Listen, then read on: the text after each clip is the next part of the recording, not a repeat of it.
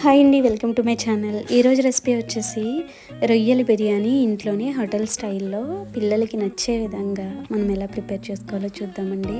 ఇది same restaurant style టేస్టే వస్తుంది, అలాగే హెల్తీగా ఇంట్లో మనం ప్రిపేర్ చేసుకోవచ్చు. ఈ బిర్యానీ చూడడానికే కాదు, టేస్ట్ అయితే నెక్స్ట్ లెవెల్. మీరు కూడా ఒకసారి ట్రై చేయండి.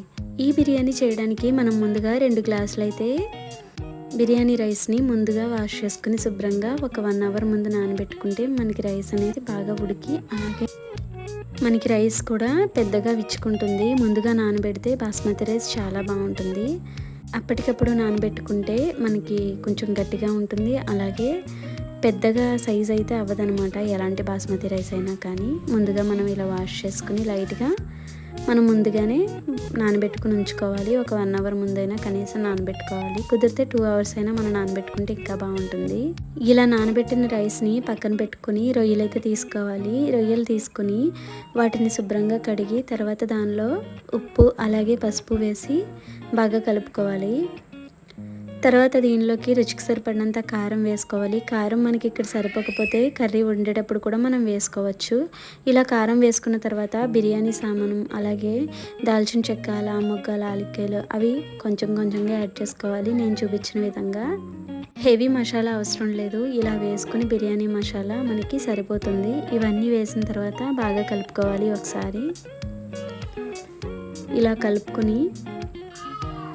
ఇలా కలుపుకున్న వాటిని పక్కన పెట్టి దీనిలోకి మనం మసాలా అయితే ప్రిపేర్ చేసుకుందాము. ఇక్కడ మసాలా అప్పటికప్పుడు మనం ఇలా రోల్లో దంచి వేసుకుంటే టేస్ట్ అనేది చాలా బాగుంటుందండి. ఇలా మనకి చిన్న రోల్ తీసుకుంటే కర్రీస్ వండుకోవడానికి కూడా చాలా ఈజీగా ఉంటుంది. అప్పటికప్పుడు మనం మసాలాలు దంచుకోవడానికి ఇలాంటి రోల్ ఒకటి తీసుకుని దీనిలోకి చూపించిన విధంగా దాల్చిన చెక్క అలాగే లవంగలు, యాలక్కాయలు అలాగే తర్వాత దీనిలోకి చిన్న జాజికాయ ముక్క కూడా వేసుకొని వీటన్నిటిని ముందుగా మనం దంచుకోవాలి. ఇవి మెత్తగా అయిన తర్వాత ధనియాలు, జీలకర్ర కూడా వేసుకొని అవి కూడా మెత్తగా దంచుకోవాలి. ఇలా అప్పటికప్పుడు వేసుకుంటే మనకి టేస్ట్ చాలా బాగుంటుంది. మిక్సీలో కన్నా ఇలా దంచుకుని వేసుకుంటే రుచి అనేది ఇంకా బాగుంటుంది. మీరు కూడా ఇలా ఒకసారి ట్రై చేయండి, మీకే టేస్ట్ అనేది డిఫరెన్స్ తెలుస్తుంది. కాకపోతే కొంచెం టైం పడుతుంది. మనకి ఫ్రీగా ఉన్నప్పుడు ఇలాంటి కర్రీస్ ట్రై చేస్తూ ఉంటే మనకి టేస్ట్ అనేది కొత్తగా చేసే వాళ్ళకి కూడా పర్ఫెక్ట్గా వస్తాయి టేస్ట్.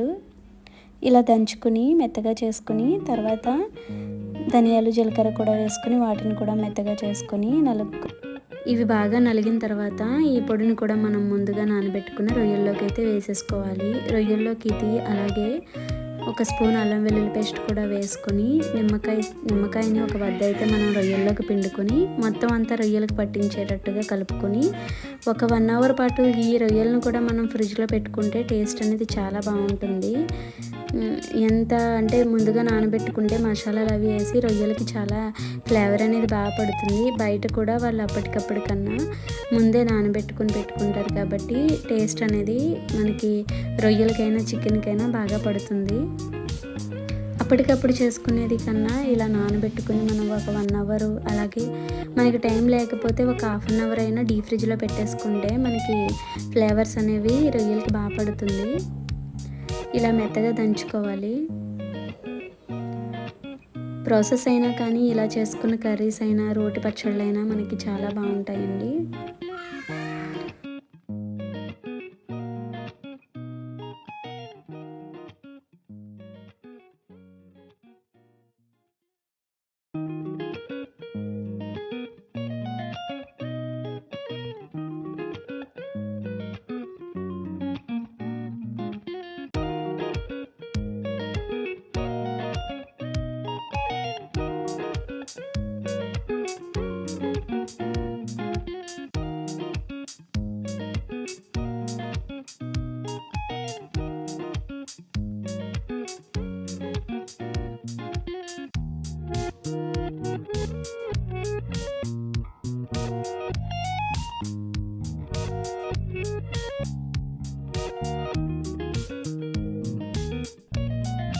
ఇలా మసాలాలన్నీ పట్టించిన తర్వాత ఒక బద్ద నిమ్మరసం అలాగే 2 స్పూన్లు పెరుగు కూడా వేసుకుని మొత్తం పీసెస్ అన్నిటికీ బాగా పట్టించుకొని వీటిని కూడా ఒక 1 అవర్ పక్కన పెట్టుకోవాలి. తర్వాత బిర్యానీలోకి 2 ఉల్లిపాయలు అయితే సన్నగా కట్ చేసుకోవాలండి. కట్ చేసుకున్న తర్వాత స్టవ్ మీద పెనం పెట్టి 2 స్పూన్లు ఆయిల్ అలాగే 2 స్పూన్ల నెయ్యి ఈక్వల్గా వేసుకొని ఈ 2 బాగా కాగిన తర్వాత దీనిలోకి 4 పచ్చిమిర్చి అలాగే బిర్యానీ ఆకు కూడా వేసుకొని వీటిని బాగా వేపుకోవాలి. ఇవి వేగిన తర్వాత షాజీరా కూడా వేసుకొని మొత్తం బాగా వేగేలాగా కలుపుకోవాలి. తర్వాత మనం ముందుగా కట్ చేసి పెట్టుకున్న ఉల్లిపాయలను కూడా వేసేసుకొని ఉల్లిపాయలను కూడా బాగా వేపుకోవాలి. దీనిలోకి ఫ్రైడ్ ఆనియన్స్ వేయం కాబట్టి ఉల్లిపాయలను బాగా వేపుకోవాలి. ఇలా ఆనియన్స్ మొత్తం బాగా ఫ్రై అవ్వనివ్వాలి. ఇలా ఆనియన్స్ బాగా ఫ్రై అవ్వనిచ్చిన తర్వాత మనం ముందుగా నానబెట్టుకున్న రొయ్యలను కూడా వీటిలోకి వేసేసుకొని రొయ్యలు మొత్తం వాటర్ అనేవి వచ్చే వరకు మనం కలుపుకుంటూ ఉండాలి. అడుగు పట్టకుండా కలుపుకుంటూ ఉండాలి. కొంచెం మందపాటి గిన్నె అయితే బిర్యానీకి బాగుంటుంది.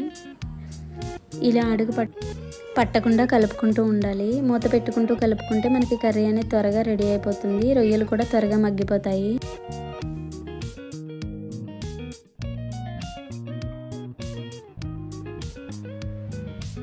ఇలా కర్రీ ఉడుకుతూ ఉంటుంది. దీన్ని మూత పెట్టేసి మనం తర్వాత రైస్ ఉడకబెట్టుకోవడానికి ఇలా నీళ్ళైతే పెట్టుకొని స్టవ్ మీద పెద్ద గిన్నెలో తర్వాత దానిలోకి లైట్గా షాజీరా అలాగే రైస్కి పట్టేందుకు ఉప్పు అలాగే బిర్యానీ ఆకు మనం బిర్యానీ సామాను ఈ వాటర్లో అనేది వేసుకుంటే కొంచెం కొంచెంగా మనకి ఫ్లేవర్స్ అనేవి బాగా పడతాయి. అలాగే మనం ముందుగా నానబెట్టుకున్న రైస్ని కూడా వేసేసుకొని ఇలా బిర్యానీ సామాను లైట్గా వేసుకోవాలి. తర్వాత రైస్ని ఒక 80% వరకు ఉడకబెట్టుకోవాలి. 80% ఉడికితే మనకి రైస్ సరిపోతుంది.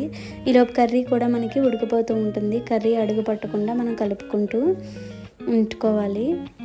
ఇలా కర్రీ మొత్తం రెడీ అయిపోయాక సగం కర్రీని ఏదైనా గిన్నెలోకి అయితే తీసుకోవాలి. సగం కర్రీ గిన్నెలోకి తీసుకొని మనం ఈ కర్రీ మీద రైస్ వేసేసి తర్వాత ఒక లేయర్ రైస్ వేసిన తర్వాత మళ్ళీ ఈ కర్రీ వేసుకోవడానికి కర్రీ మనకి యూజ్ అవుతుంది. ఇలా సగం కర్రీ తీసేసిన తర్వాత మనం ముందుగా 80% ఉడకబెట్టుకున్న రైస్ని ఇలా 80% ఉడికితే సరిపోతుంది. మనకి 20% ఈ దమ్లోనే ఉడికిపోతుంది. ఇలా ఉడికిన రైస్ని మనం ఈ కర్రీ మీద అయితే వేసేసుకోవాలి. ఒక లేయర్ వేసుకున్న తర్వాత దీనిలోకి పుదీనా కొత్తిమీర చిన్న చిన్న ముక్కలుగా కట్ చేసుకుని పెట్టుకుని ఇలా ఈ లేయర్ రైస్ మీద వేసేసుకొని మళ్ళీ మనం పక్కన పెట్టుకున్న కర్రీని కూడా మనం దీని మీద యాడ్ చేసుకుని మళ్ళీ మిగిలిన అన్నం కూడా మనం దీని మీద వేసేసుకోవాలి.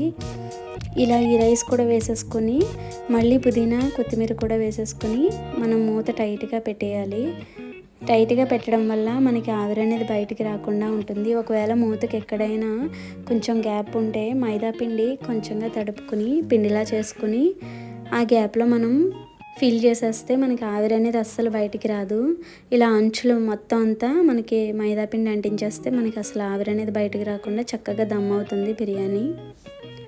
ఇలా చూస్తున్నారు కదా, మొత్తం రైస్ అంతా వేసేసి మళ్ళీ మనకి పుదీనా కొత్తిమీర పైన గార్నిష్ చేసేసుకుంటే మనకి మూత పెట్టేయచ్చు. తర్వాత మూత పెట్టిన తర్వాత దాని మీద ఏదైనా కొంచెం బరువుగా పెట్టుకుంటే మనకి ఆవిరి కూడా త్వరగా బయటికి వెళ్ళనివ్వదు.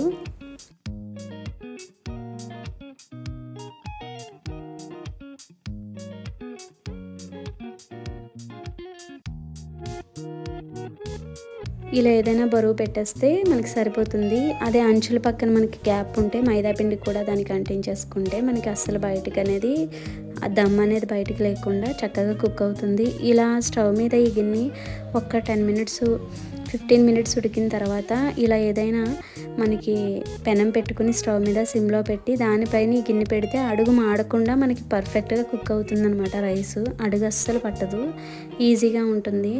అదే మనకి డైరెక్ట్ స్టవ్ మీద పెట్టేస్తే మనకి అడుగు మొత్తం మాడిపోతుంది. కర్రీ పైన రైస్ బాగానే ఉంటుంది, కానీ ఇలా పెనం మీద పెడితే మనకి రైస్ అనేది చక్కగా ఉడుకుతుంది. అంతేనండి. ఇలా పెనం మీద పెట్టిన తర్వాత కూడా ఒక 15 మినిట్స్ ఉంచేస్తే మనకి దమ్ అనేది రెడీ అయిపోయినట్టే. చూసారు కదా, చాలా పర్ఫెక్ట్గా వస్తుంది దమ్ బిర్యానీ. మీరు కూడా ఈ స్టైల్లో ఒకసారి చేసి చూడండి. ఇదే ప్రాసెస్లో చికెన్ చేసుకోవచ్చు, చాలా బాగుంటుంది. మీరు కూడా ఈ బిర్యానీని అయితే ఒకసారి ట్రై చేసి ఎలా వచ్చిందనేది నాకు కమెంట్ రూపంలో తెలియచేయండి. ఈ వీడియో కనుక మీకు నచ్చినట్లయితే please like and subscribe to my channel. Thanks for watching.